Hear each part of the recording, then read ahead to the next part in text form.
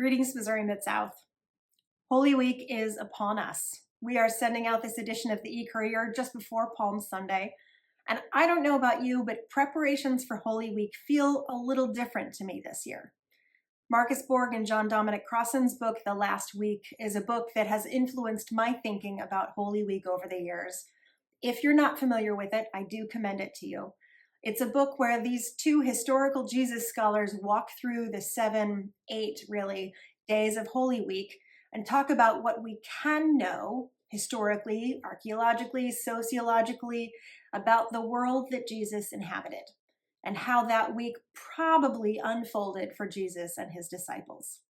There are valid criticisms of Borg and Crossan's work, but I appreciate being given the tools to imagine that ancient world and understand more about what the people who walked the streets of Jerusalem 2,000 years ago probably would have experienced. I haven't ever been to Jerusalem, and I imagine many of you haven't either. I value being able to understand more about that place and that time period. So for me, one of the biggest takeaways I learned from Borg and Crossan was a perspective on Palm Sunday that impacts how I imagine that whole week and impacts how I, as a follower of Jesus, understand the disciples' responses to the resurrection that we will celebrate next week. It also impacts my Christian faith and just how I try to live today. Borg and Crossan explained that Palm Sunday was not just a fun parade, a celebration in the streets with dancing and waving of palms. It may have been a fun parade, yes, but it wasn't just this spontaneous party because the Messiah was coming into the city and fulfilling his scriptural destiny. The parade of Palm Sunday was a deliberate action taken by a small group of people at the same time that another parade was happening on the other side of the city. Jesus and his friends were enacting an alternative parade. What was the other parade, you ask?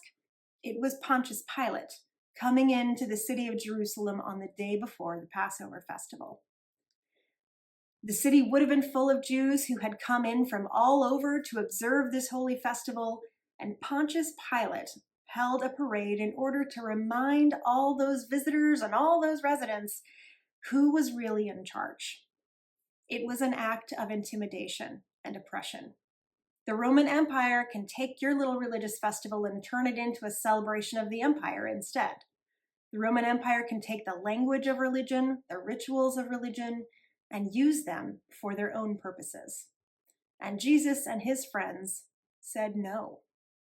No, Passover is a holy day. Passover is a day about the power and sovereignty of God, not about any human forces.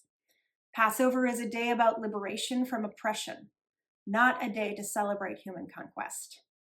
Jesus and his disciples insisted on lifting up the religious observance that Jews had come to do in Jerusalem, not the political power of any human governor. Jesus was reminding people to center God's power, not the empire's power, and to remember God's history of taking action to liberate the people from the oppression of Pharaoh's empire, and God's promise to uphold and maintain that liberation. And it's not too surprising the Roman leaders didn't really like having that message put out there into the city. The alternative parade that Jesus led was the precipitating event that really brought Jesus to the attention of the empire when they said, "Oh, we need to do something about this guy. He's a problem."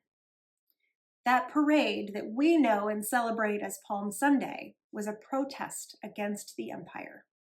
And that protest is the reason the Romans executed Jesus on Friday. Empires are always going to try to stamp out resistance. They're going to intimidate. They're going to silence. They're going to manipulate. They're going to blame. They're going to deport. They're going to execute. That's the only way they know how to hold on to their power. But the message of Easter is that God's power is greater than any empires. Empires cannot win in the end. God will always be greater.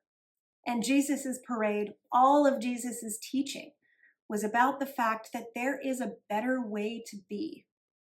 God's way is a better way.